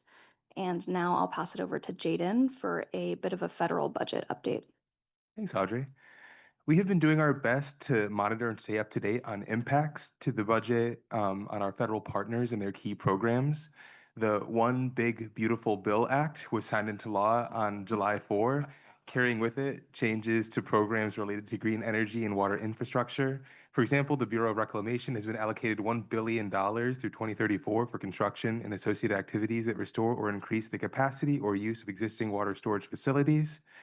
Federal agencies that we work with published 2026 budget requests on their websites, indicating proposed cuts to many programs of interest.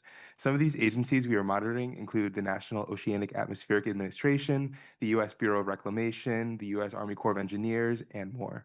An example of a program that we're tracking closely is the National Oceanic Atmospheric Administration's National Sea Grant Program, a federal university partnership program which provides critical career opportunities. As you may know, we host multiple Sea Grant Fellows every year who do amazing work at the Council. Currently, the House and the Senate are in the process of marking up appropriations bills and subcommittees, and we are tracking the progress of those. Lastly, in recent news, the Environmental Protection Agency is closing their Office of Research and Development, which research dangers posed by a variety of hazards, including water pollution. The EPA is moving to create a new Office of Applied Science and Environmental Solutions. The agency told National Public Radio that although some existing employees were being reassigned and that no employees have been laid off yet, that is the next step in the process. The federal landscape is changing quickly, and agency programmatic budgets are no exception. Once we have a better understanding of how appropriations are likely to fall, we will provide another update. Thanks. Thank you. Does anyone have any questions? Yes, Diane. It just an article that came out. Lisa Marie, you might want to talk about this in your presentation, but Trump's EPA now says greenhouse gases don't endanger people. And we were just talking about transportation and cutting greenhouse gas emissions, and there's incentives related to that.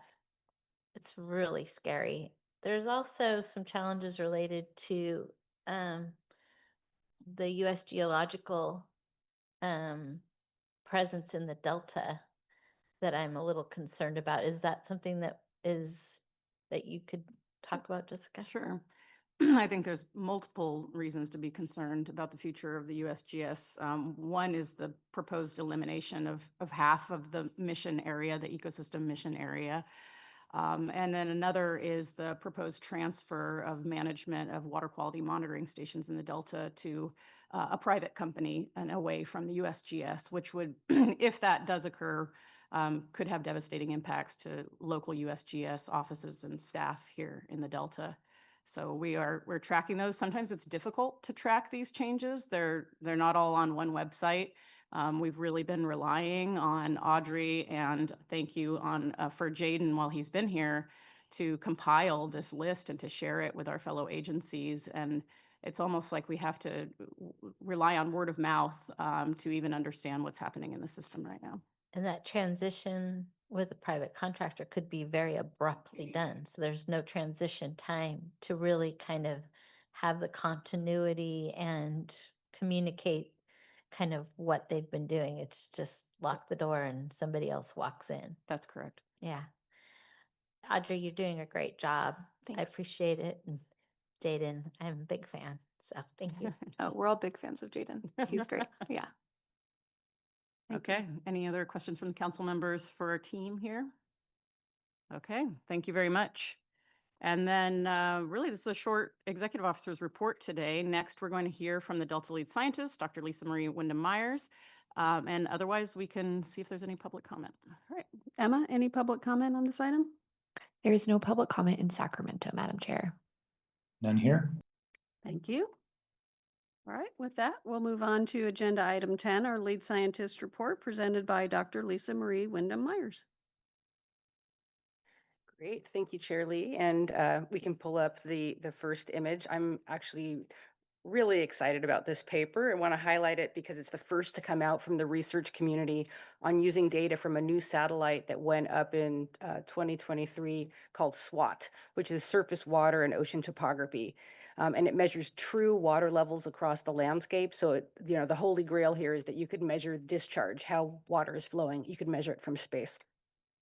And so this first one that came out is on the Florida Everglades, which is about 3 times the size of the Delta.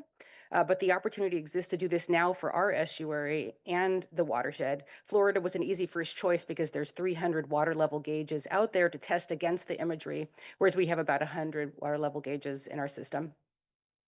And so Kisa et al., which is this paper, they've taken the first step for a landscape product. And so they're showing here, you're just looking at March 2024, but they're showing that they can measure water elevations at an incredibly accurate scale, even under different kinds and sizes of vegetation. So even if there's vegetation out there, trees and grass and what have you, you can still measure the water level. And you can see here this slope. We're talking about 5 meters of height, roughly around Lake Okeechobee, which is in the north part of this image, and then going down to about 0 at sea level. So basically, there's 5 meters of elevation head, and it's flowing out to the sea or to cities and so on. And you can see it in this image.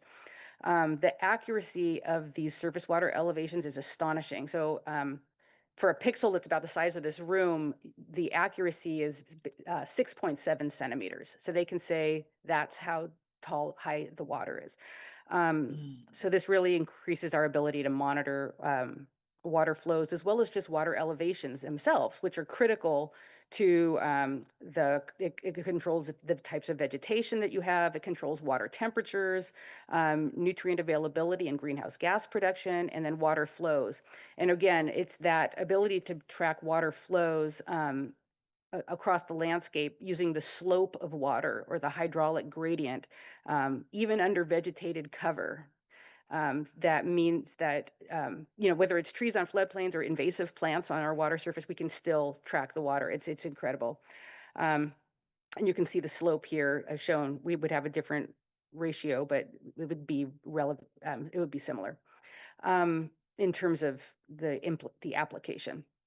So the water levels here in Florida, and just like anywhere, is measured by a network of physical sensors that are set in place. And you might be familiar with like a stage gauge where you're looking at a ruler sticking out of the water that tells you how high the water is. There's also pressure transducers underneath water columns that can be used for height. And you do need that network to first validate the product. But then once you validated it, you don't need those gauges per se, just to constantly check.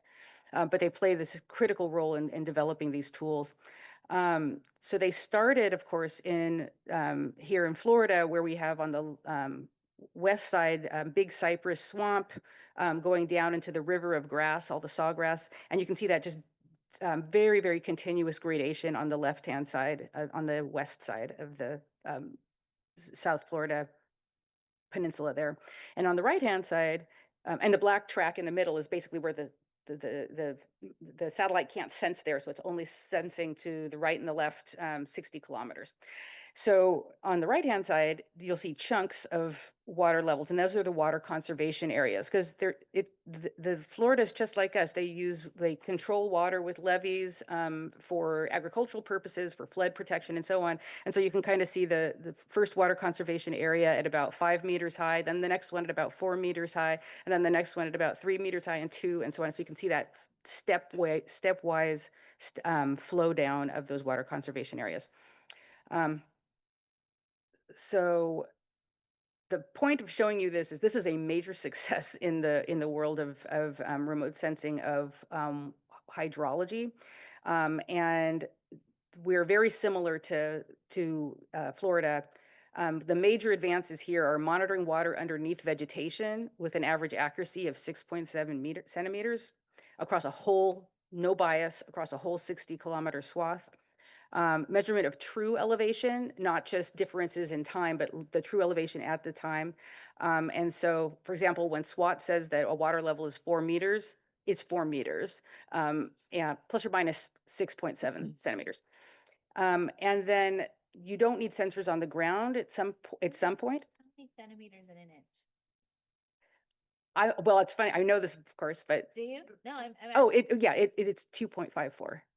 2.54 centimeters. So then It's less than 3 so it's inches. just 3 inches. Yeah, so That's- less than 3 inches of accuracy. I'm just trying to make it for folks not have to. Yeah. Yeah, in It- fact, I was so- gonna, I'm glad you pointed that out. So yeah, it's less than 3 inches of accuracy. It's incredible. And then, here we have these really large scale wetlands that we're putting in terms of Lookout Slough and the Yolo Bypass and Dutch Slough. And we also have natural wetlands that are large. And there's more coming in with the watersheds in terms of the Healthy Rivers and Landscapes program. And those large areas will be monitorable with something like this beyond just individual sensors. And so while there's a lot of interest in the Bay Delta for using the new satellite, there's no product yet. All the satellite data from SWAT that are used in this paper, though, are available on the USGS WISP website, which is Water Information from Space. And I have to highlight that the person who pulled that together and the team came from the USGS California Water Sciences Center, served this up for the nation. But you need to have somebody who understands on the ground what the data really looks like, and then serve it up in a way that becomes useful and integratable across different kinds of imagery, as well as gauge data on the ground. So I just wanted to give a shout out to them. Next slide, please. Just for fun, I asked some folks at JPL, so Jet Propulsion Lab down in Pasadena, to just mock up what a SWAT image might look like for us in the Bay Delta. And so they just focus on the Delta here, and what you're seeing is basically water elevation levels. And you can't quite see the color ramp on the bottom, but because Everglades had from 0 to 5 meter elevation, we have about a 0 to 2 meter elevation. And if you look at this graphic, you can see it moving. You can see basically an image. They just grabbed one image. They didn't average anything. They grabbed one image from May, where you can see that water is flowing out from the uplands out to the ocean. So about a meter of head, telling you that it's moving from as expected, flow direction is out. And then a month ago during council meeting, I was saying we had really high tides. That's what you're looking at on the right-hand side. And so that's the flow direction coming in. That's the big wedge coming in from. Is that the king tide? Yeah, almost a king tide. Okay. Yes.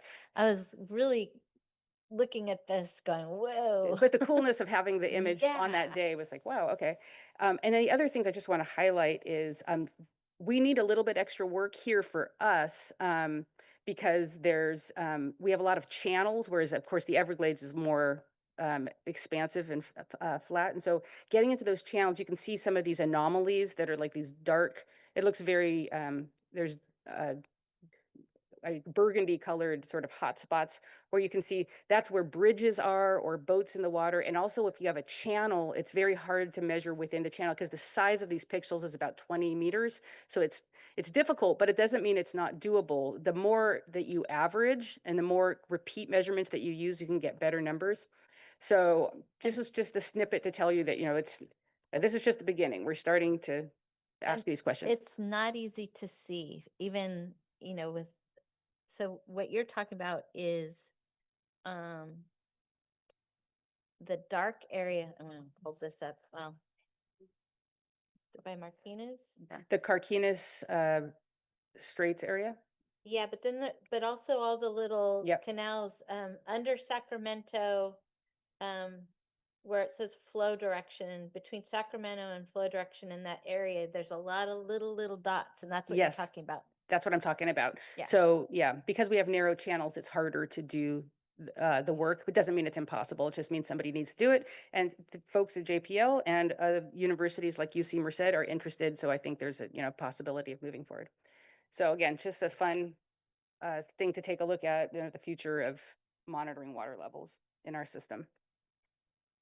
Okay, any questions on this before let me just highlight the folks who actually did this work. I'm grateful to JPL's Alex Christensen, Mark Samard, Solomon Kisa, as well as Aaron Hester, Christine Lee, and Renato Frasan for doing this work.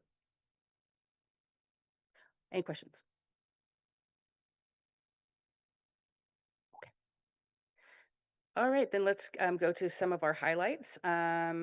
Wonderful. So we crossed a major milestone with this publication led by our senior environmental scientist, Dr. Shoko Shinbrat, to help managers, policymakers, and scientists understand how to interweave knowledge systems, in particular traditional knowledge, the deep place-based knowledge systems, and practices and ethical beliefs of Indigenous peoples that have been historically underrepresented in decision-making.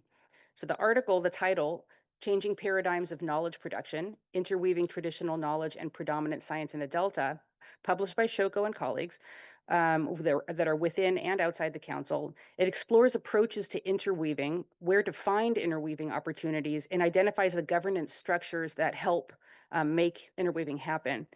They highlight cultural burning practices, ecological restoration, and species management, some of which are already being implemented in places like WebTract, for example. I especially liked how they compared interweaving knowledges to how musical harmonies work. So Ben will like this. You can play a single melody line, and that might be lovely. But when you add harmony lines, complementing it, or even seeming to clash before resolving, you create something richer than any single line can do. And I think that's a good way of thinking about the opportunity that's on before us. They also acknowledge barriers and solutions to interweaving TK and challenging misperceptions of interweaving traditional knowledge. And finally, they highlight the need to protect Indigenous data while ensuring that funding mechanisms are accessible and appropriate to TK practitioners. So that's an important paper. I'm proud of them. It is. I am assuming. That's a great question, Julie. It must be. Okay.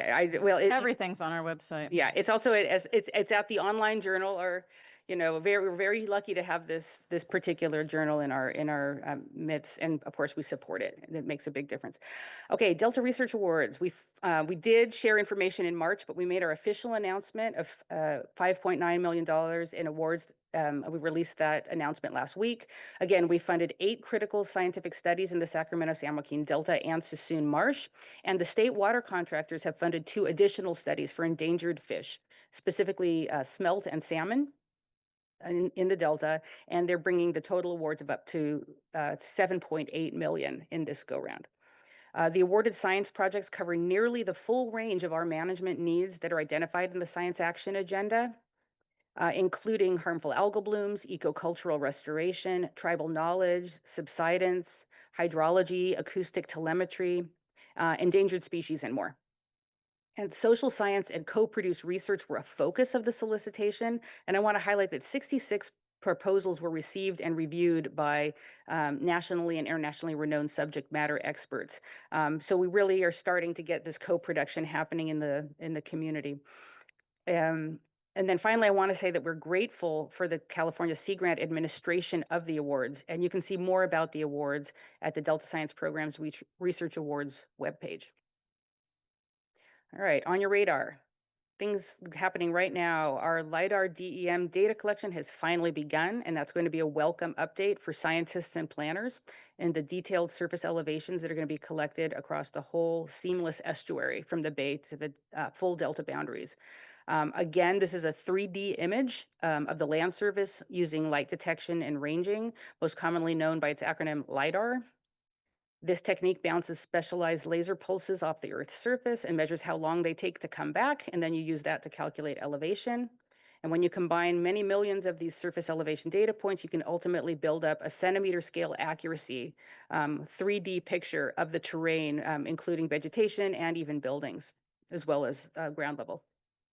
So this whole estuary LiDAR mapping effort is a joint effort of the Delta Stewardship Council in partnership with the Department of Water Resources and the San Francisco Estuary Institute. The final topographic maps will be foundational. There'll be an improvement and update from the stitched together 2017 and 2018 data sets we've been using. And it's useful for flood risk management, tidal wetland restoration tracking and management, and hydrodynamic models of the estuary all the way up to the Yola bypass. So we'll be sharing more information like daily flight paths and other public interest details as they'll become available. And I have to give a shout out to Big and Win for keeping on this to make sure this happens and make sure we're all updated. Okay. Can you repeat how close, you said how many centimeters? 1 centimeter? It'll be less than 10 centimeters, in some cases 5 centimeters, but the accuracy critical boundary is a 10 centimeter accuracy. And this would be also helpful with levee Very much so. monitoring. Yeah. We might be able to pick up on just very subtle things that are happening with our Yeah. levees. At the scale of smaller than 1 meter. Right. Yeah. Thank you.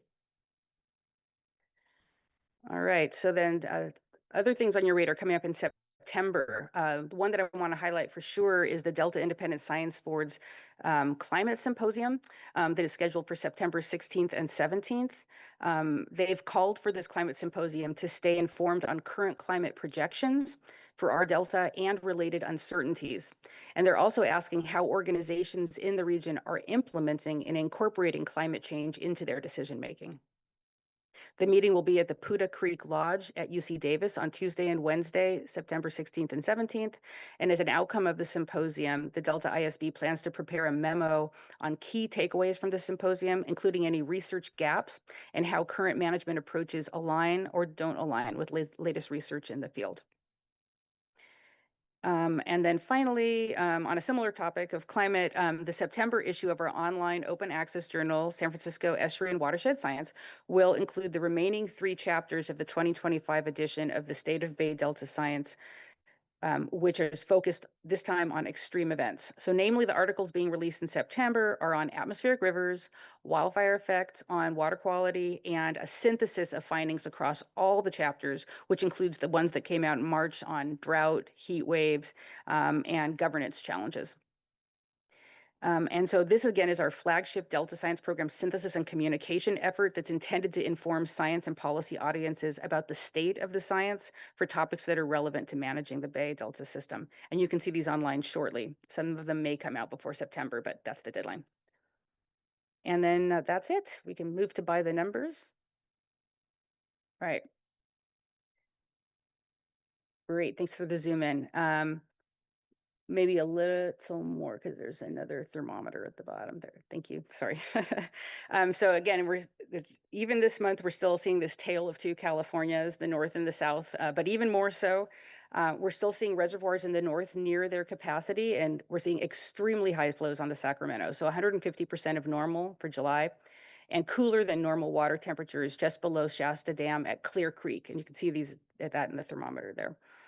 But in the San Joaquin, reservoirs are below average, flows are below average for July.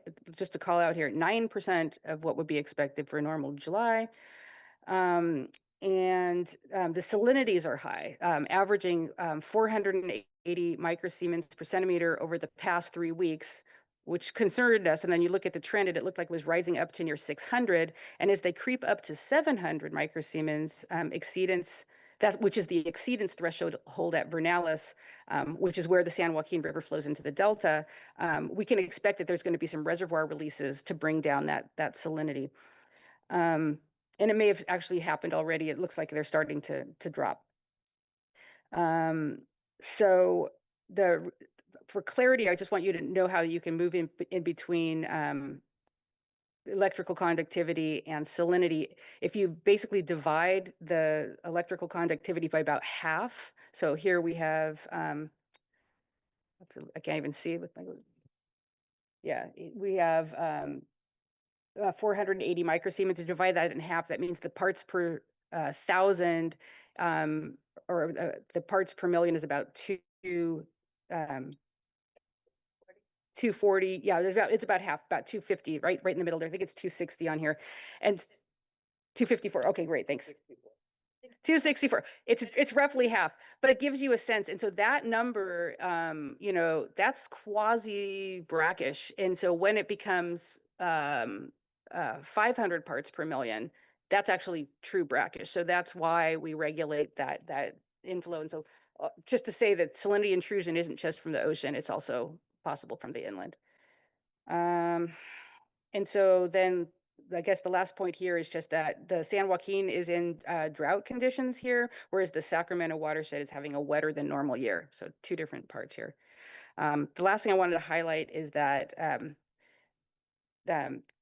these averages that we're comparing today to over the last 20 years, these extremes of wet and dry years that we've had over the past 20 years really makes the averages a little confusing, because we don't really have average years anymore.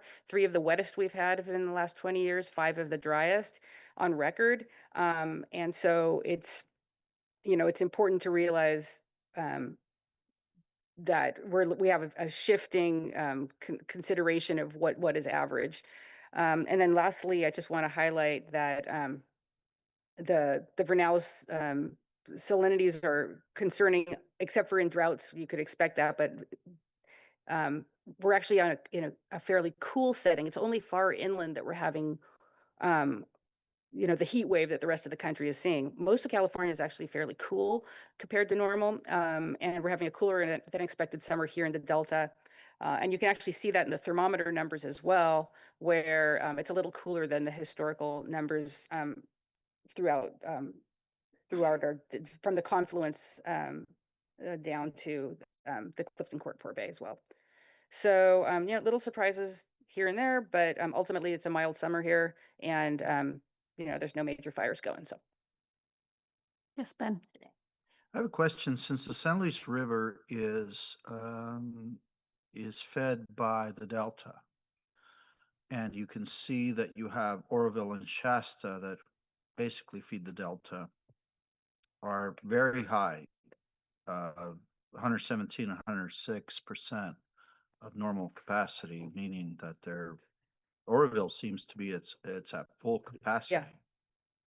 And I imagine that they're having some releases from that just to keep it from overflowing. At least it looks that way for Oroville. So, I mean, as we're considering that, and we see the charts where you have some upward migration of water, you have that consideration there, or that dynamic.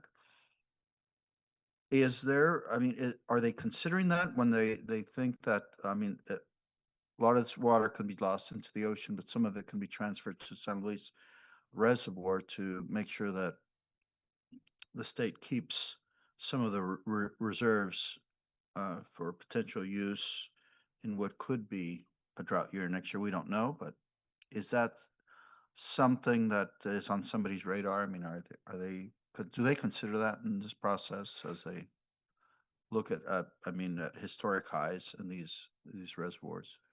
Yeah, it's a good question. I mean, very much so. So those high flows that you're seeing on the Sacramento headed, and you can see also in terms of our exports south, they're high. We're on the high side. We're moving water south, and there is flood managed aquifer recharge actively happening along the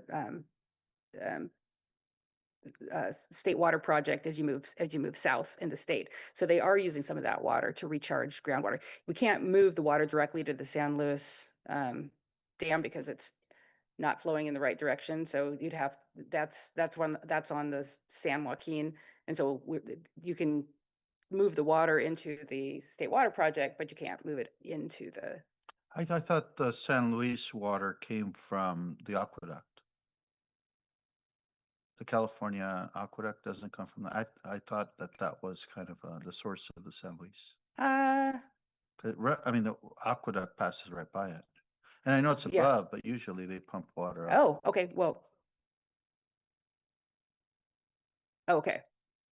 Thanks. So it is the regulating the reservoir that's connected to the octave. Come south through the Delta, San Luis. Oh, okay. So then I guess towards Ben's question, can we use the CVP water to fill the San Luis? They share the operations of the reservoir, is my understanding. And who is it that makes those management decisions? Coordinated operating agreement through State Water Project and CBP is my understanding, with lots of regulatory considerations and timing. Great. Thank you so much, JP. Yeah, so I guess those decisions are made based on the best use of water in the system, and I'm not sure. Yeah. Those, It just seems that it's really low, because it's low in terms of an average. You mean San Luis? San Luis. I think they're still doing some repairs related to seismic concerns, so that may be Okay. why as well. I haven't tracked that recently, but I know that was a reason why it was lower for a while. okay. And so when that's considered, it includes